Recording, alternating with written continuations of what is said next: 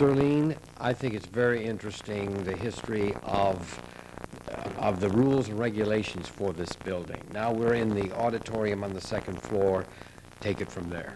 Well, the policy set up by Charles Eckhart said that this should always remain an auditorium, something that would be open for the town of Auburn to use.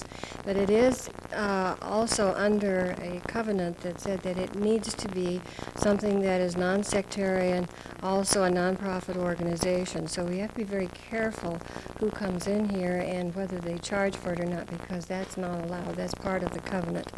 Also, it is not accessible to the handicapped or to the aged.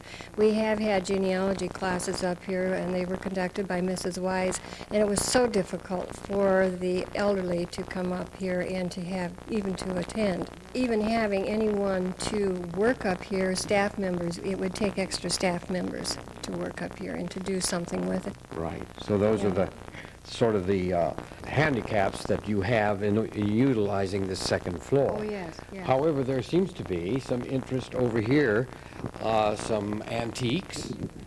Well, I wanted to show you first. Of course, the students love this because they call it the king chair, but this is one of the original chairs that for the library.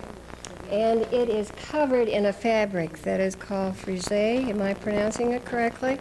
And when the automobile company in Auburn left town, they had a lot of fabric left. And they gave most of it to the library, and the library at that time then covered the chairs. So when I bring the children up, I say, fill this fabric because this is what was inside the old automobile, and it was not only on the seats, but it was on the walls and on the ceiling. And of course, they find this very fascinating, and everyone has to feel to see what it was like.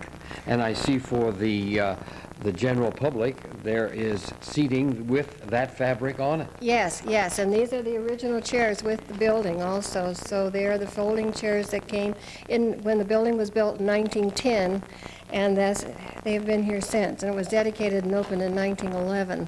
So That's really interesting.